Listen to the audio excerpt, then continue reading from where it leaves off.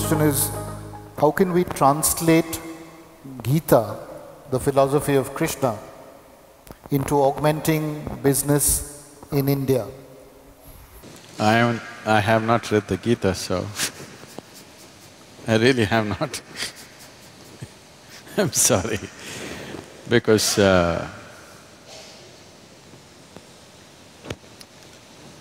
for me, my own vision has never failed me. So I always kept away from all scriptures because I didn't want to clutter myself with something or the other. The only thing that I learned and I continue to do is, if I look at something, if I look at a person, I know their past, present and future. That is the level of attention I'm paying to them. I don't look at like this. When I look at it completely, with all that I have. If you pay enough attention, there is nothing that will not yield. So I never had any reason or need to go looking for scriptures or something. With all respect and regard for them, it is not that I'm averse to it, it's just that I've not had the time. How this whole process started is, when I was very young, I realized that I just don't know anything. See, if you realize that you do not know, if it's a full-scale realization that you do not know anything, paying attention will be natural. Because you know everything. You know this guy, you know this. There are assumptions and assumptions and assumptions. Well, I've used it in a different way, but even if you're doing business, even if it's for business purposes, the only reason why one human being seems to be… all the opportunities seems to be going in his direction and not other people is simply because he's able to see and other people are not able to see. It's not that it's not there for others. One is able to see and others are not able to see. So essentially, a leader means that you're able to see something that others are not able to see. So, attention without intention, simply being attentive, that's what we were trying to do in the afternoon. Not paying attention to something, just practicing attention, a very heightened level of attention where an unfocused attention, but when you focus it on something, just about anything has to yield, there is no other way to that attention.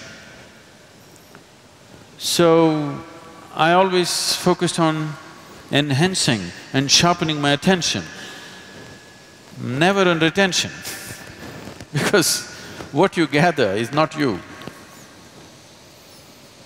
Essentially, you know that you exist only because you have some sense of attention right now, isn't it? Suppose you fall asleep and you lose your attention, you do not even know that you exist. So the basis of your existence itself is attention. And this attention need not be mortgaged to anything. You just have to sharpen the attention. See, if you have a knife in your hands, there is no such thing that you have to cut only apples with this. If you have a sharp enough knife, you could cut anything that you want. But the important thing is the knife is sharp enough, so that your attention is keen enough, not for something or the other. If your attention has become very keen, if you wish to do a certain type of activity, you can successfully do it. I think I must say something about my own enterprises at one time. My enterprise started when I was 8 years of age. Because of a strange kind of pride in me, I never ever took a single rupee as a pocket money from my parents. I started making money when I was 6, 7 years of age. By 8, I was quite an accomplished entrepreneur. Simple things. Even today I'm known in Mysore because I caught snakes in everybody's houses. If I caught a snake, they gave me 25 rupees. In 1960s, 25 rupees is $1 million for a 7-year-old, 8-year-old kid. I was just on top of the world.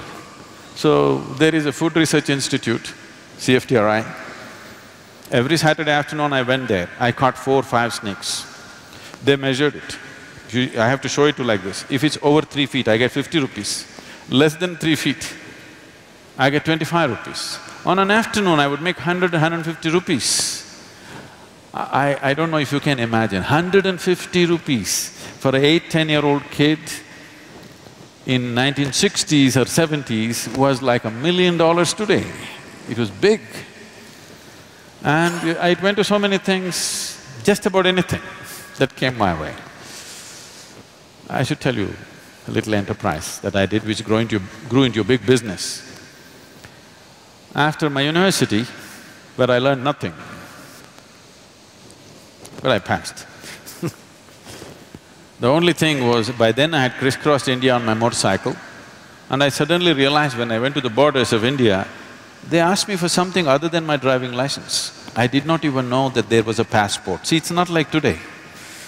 Today every child, maybe 3-year-old, 4-year-old kid knows he has to have a passport. I'm in my 20s, but I do not know that I need a passport. I went to the border and then they said, "Where is your passport?" I said, "What? I have a driving license." They said, "No, you need a passport." Then I turned back from Nepal border and came back on my motorcycle. So my only dream was, I'm going to just ride across the world. So I wanted to do something, I started kind of farming, commercial farming. I was making money. I thought I will do for 2 years and leave. But in the meantime, my entrepreneurship took off in so many different ways. Like this I went about. And then there was an industry coming up close by, they wanted to build a water treatment plant. I happened to know the person who was running the industry. I just went there and I wanted to meet him. I was sitting in his office, they were discussing something about a water treatment plant. I just heard this and they were looking at the drawings and stuff. Then I asked him, "Can I apply? Can I do this? Because it is close to my farm, can I do this?" He said, "No, this is very complex, there are some experts from Mumbai and Bangalore who will come and do it, you cannot do it." I said, "Give me a chance, let me see." I took the file from him. I went and read through everything. Then I went back to him after 3 days and said, "I can do this." He said, "Don't you do this, you're my friend. I don't want to do this." "No, just let me give the tender." So those days, there was something called as Navakarnataka book stalls.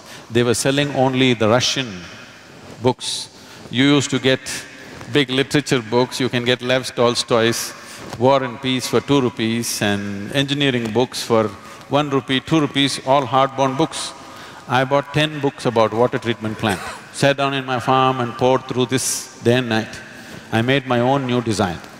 I went there and I gave a tender for 1.76 lakhs. Mind you, this is 70s. And the closest tender was 32 lakhs. The highest tender was over 60 lakhs. He looked at this and said, "You are funny. You're not going to do this." I said, "No, I can do it." He said, "No way you can do it. Look at this, the nearest tender is 32 lakhs and you're saying 1.76 lakhs. How will you do it?" I said, "Give me 1 more day." I went back again and poured through the books. I said, "I'll do it." Then he said, "It's 90 days, you must finish this and it must work. If it doesn't work, at your own cost, you must remove it, clean the site and go, and I will not give you a rupee of advance." I again went and poured through the books. I said, "I can do it." I completed this in a little over 70 days. I did this in 90+thousand rupees. In one shot, I made 80,000 rupees, just like that. People thought this is a hit. There my construction industry started. Raja Ramana was coming for RMP plant. He's just coming in a helicopter to see where the site is. There is no anybody there. I just went and met this engineer, he said he was breaking his head, "I don't know what to do, I have to mark the site." I said, "I've got pegs and white cloth. I will just go and mark the site for you." I marked it, they paid me 38,000 rupees for a 15-minute job. I went on my motorcycle and just fixed it myself. Like this my enterprise started and we grew into a major construction company. We were going very big, but then I got enlightened, so I gave up.